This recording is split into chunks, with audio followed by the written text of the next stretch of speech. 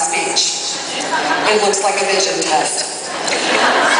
I am here today to talk to you about the power of one.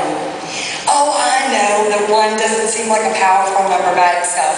As a matter of fact, if you ask any mathematician, they would tell you that one multiplied by any other number won't change it, won't increase its value, won't make a difference at all. But that's where our finite understanding of basic math and God's supernatural multiplication collide. Think about it. One cell from your father plus one cell from your mother together gave you 23 chromosomes that formed your unique DNA, which is the genetic code to create your entire body. Scientists say that if you were to read your DNA from just one of your cells, that it would be over 3 billion letters long, and that if they read just one character from your DNA per second, 24 hours straight, that it would take them 96 years just to read and understand the DNA from one of your cells. Your DNA comprises a picture of the birth of one of God's personal dreams that was never created before and will never be duplicated again, because there will never be another you. That is the power of one in God's hands. Amen. God said in Psalms 139:13 that if He created your innermost being, He knit you together in your mother's womb. And in Jeremiah 1:5, He said that before He formed you in your mother's womb, He knew you. He said before you were born, He set you apart.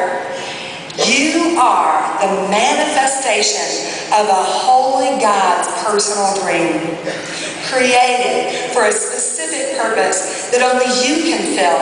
So your purpose and your passion are already in your DNA. You were created to do great things. You were created to make a difference. Some of you might think, well, then why doesn't God just show me what His plan for my life is, what the purpose is, and then just make it happen? I think that if He showed us His full plan for our lives all at once, and the difference that we were created to make in this world, we wouldn't believe it. And if He did just make it all happen for us, that we would be like puppets on a string, and we wouldn't have free will to choose to follow Him or His purpose. And the seemingly outrageous dream that He put in your heart. So let's go back to a simple mathematical experiment. How many of you in this room today had the pleasure of personally being inspired, educated, or mentored by Mary Kay Ash before she passed away? Would you please stand up?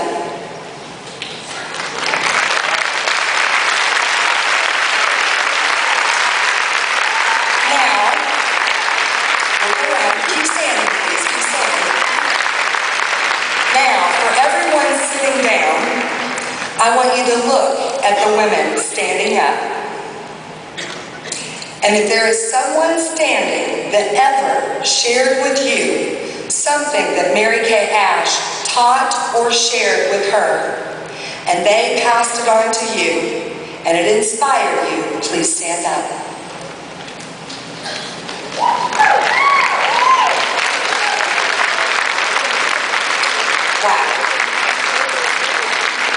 Look at how one woman's life is still impacting women today. That is the power of one in God's hand. You may be seated. So if it's that simple, then why do so many people miss it? It comes down to belief and choices. If you really believe that a holy God created you for something great, to make a difference, to glorify Him, then your choices of what you do every day will reflect that belief, because your choices always reflect what you believe to be true. It's just often times truth comes disguised as problems. And then we start to believe what we see, or what others say about us, or our situation, our past behavior. And so we don't pursue our purpose of making a difference. We just try to survive. Jillian was just a little girl when the teachers and principal called her mother and told her that Jillian had a learning disability. She was always fidgeting, couldn't pay attention, disrupted others, and her mother was instructed to take her to a doctor and find out what was wrong with Jillian, why she couldn't behave like the others. When the mother took her to the doctor, where Jillian was examined, he said he needed to speak with the mother privately. Before he left the examining room, he turned on the radio. When outside, he told Jillian's mother, "Look at what your daughter's doing." Jillian was dancing to the music on the radio all alone in that examining room. He said, "She's not sick. She's not ADHD. She doesn't need medication. She's not an underachiever. She's a dancer." What a wise man. Jillian Lynn went on to earn millions of dollars pursuing her God-given purpose and passion as an award-winning dancer and the choreographer for Cats and Phantom of the Opera. She was created to dance. It just wasn't obvious to others around her. Problems are often your purpose in disguise, just waiting for you to recognize them for what they are. In 1987, my problem was that I wanted to stay at home with my two beautiful girls, but I couldn't afford to. My dad sat down, showed me on paper that if I would work my Mary Kay opportunity like a business, holding parties, selling the product, sharing a career, doing my 60-40 split, that I could replace my same income that I was working 40 hours a week to bring home in half the time. Suddenly, I believed there was a solution to my problem, and I knew that I had to be a part of the solution by putting action behind that belief. So I started to make different choices, and my problem turned into my passion. 4 months later, I earned the use of my first career card, became the sales director 3 months after that, and was able to stay at home with my girls. In 7 months, this high school graduate was able to accomplish what some executives with an MBA never will. Why? The power of one woman who was willing to believe that in every problem there is a solution, and that in your taking action to solve it, there is a purpose, and that purpose can become your passion to change the world. That's how God's mathematic works. How many of you can't imagine driving safely in the rain without windshield wipers? You need to thank Mary Anderson. How many of you know your life has been made easier by a dishwasher? You need to thank Josephine Cochran. Moms, could you even imagine doing babies without disposable diapers? Then you need to thank Mary and Donovan, all women. You see, their problems, just like yours, are just opportunities for influence in disguise. People of influence don't wait for extraordinary opportunities. They seize common occasion and persistent problems and turn them into something great. Well, my problem of staying home with my kids had been solved, and so I settled. But going back to God's truth about us in Jeremiah 1:5, the entire verse says, "Before I formed you in the womb, I knew you. Before you were born, I set you apart. I appointed you as a prophet to the nations." Well, what does that mean? It means you weren't created to solve just your problems. You were appointed or assigned to be a prophet, which means a messenger or a channel of influence to the nations, which means the world. I meet a lot of women who say to me, "Okay, well, I could see maybe making a little extra money in Mary Kay, changing my family's life, but really I don't have any grand illusions, Julie, about changing the world with lipstick." And I always think, just wait, give God a little more time with you, and He will. After all, Mary Kay Ash never thought her grand illusion, her little idea of a cosmetic company would ever leave the state of Texas. I never thought the choices that I made to work my Mary Kay business would affect anyone but my family. Let's take another look at how God's math works. I became pregnant with our third child. And a month into my pregnancy, my husband was handed a pink slip. We prayed about it and decided that Joe would help me at home with the kids, and we would work the Mary Kay opportunity wholeheartedly. And for the last 21 years, Mary Kay has been our family's income. Now that's great, but what about changing the world? Just listen to God's math. Because of that one decision, I met Janice Spencer, who had been a consultant for 6 years and was going to quit Mary Kay because she needed to help put her boys through college and needed a real income. 3 months later, she earned her first of now 6 career cars. She is about to become a senior director to Darlene O'Connor, who is in DIQ, because she wants to stay at home with her 2 girls. I met Lori Ferris, who had an autistic child in school and felt that she missed her opportunity to stay at home with them. But she became a director, earned 6 cars, and uses her Mary Kay to raise money and awareness for Non-Pharrell, a school that teaches autistic kids how to develop games and software for companies like Nintendo, where Lori's son is retired. Tracy Norris, who couldn't have children of her own, became a director, earned the use of 6 cars, and adopted her cousin's kids as her own, helped put them through school, paid for their weddings, and is now a senior director to Lisa Bailey, who lost her job as a pharmaceutical rep while she was pregnant, and instead of going back into corporate America, is able to stay at home with her 1- and 2-year-old little girls. Annette Simpson, who joined Mary Kay as a favor but went on to become a director, earned 2 cars, and inspired her new offspring director, Colin Ingram, who just picked up her 2nd car last week to pay off $32,000 in debt. And she inspired her new offspring, Jennifer Arvin, who just joined Mary Kay last March, who is using her director's income to pay for fertility treatments to start a family of her own.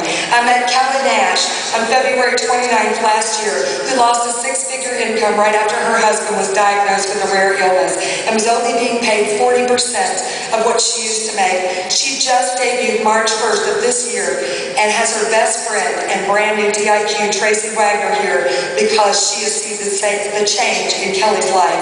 I met women by the world standards in the golden years of their life. Charlene Lawson, Jean Stelter, Donna Mock, all sales directors who inspire others that it is never too late to pursue your dream and make a difference. One of them, Dottie Marzian, who just didn't join Mary Kay until her mid-50s, just debuted March 1st of this year because she wants to be a role model to her grandchildren. And DIQ, Melinda Van Arsdale, who refused to be a victim when her husband lost his job and is working Mary Kay along with her full-time job to create the lifetime of her dreams. And DIQ, Lori Page, who is a single mom of 3, whose mom is battling cancer. Lori uses that as a reason to work Mary Kay rather than her excuse not to. She refuses to put her kids in daycare and refuses to miss 1 day with her mom. And my daughter, Mandy, who saw the good, bad, and ugly behind the scenes of her mama trying to figure out her God-given purpose. She called me 2.5 years ago as a newlywed and as a well-paid nurse and said, "Even though everybody I know, Mom, is either in Mary Kay or on it, can you show me how to be successful because I want to be at home with my future kids like you and Dad were with me." She is now at home with my 2 grandsons, raising them, teaching them the power of God's math, and in 15 days she will earn her 2nd car in 2 years and will debut her first offspring sales director.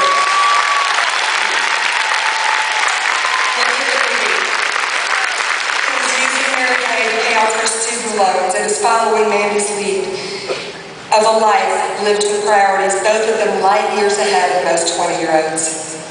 And my husband, who came home 4 years ago and said to me, "I bought something today." I thought he meant like a pair of shoes.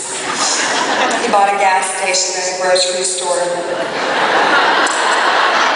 He said he would never have had the opportunity or the courage to buy his dream if it hadn't been for working with me and watching me pursue mine.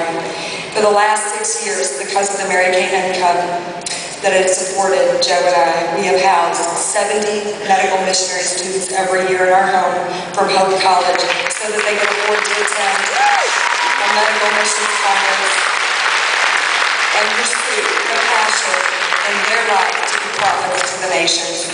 And 2 years ago, when someone heard a speech that I gave at seminar, they passed it on to a man here in Kentucky who started Refuge for Women, which is a safe house to get women out of the sexual exploitation business. And when he asked if I would consider using Mary Kay to raise funds and awareness to sponsor 100 underprivileged girls ages 4 to 10 for a Princess Prep school to teach them what true beauty really means, the consultants in my unit raised over $10,000 in 30 days.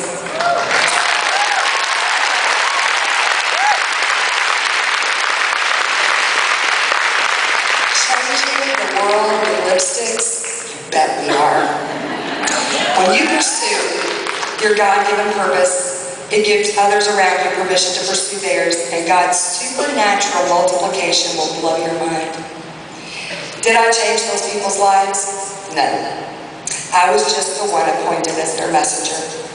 If God could put a dream in one person's heart like Moses to free over 2 million of his children from slavery in Egypt by way of a desert that mathematically had to part 3 miles wide, requiring 4 million pounds of food each day just to feed them, 11 million gallons of water each day just to sustain them, and campgrounds 750 square miles just to house them, and it kept it up for 40 years? Why do we worry about how we're going to reach a goal or if it's realistic? Because one woman who is committed to making a difference, one call, one person, one day at a time, to a world of women that just might believe that one woman really can change the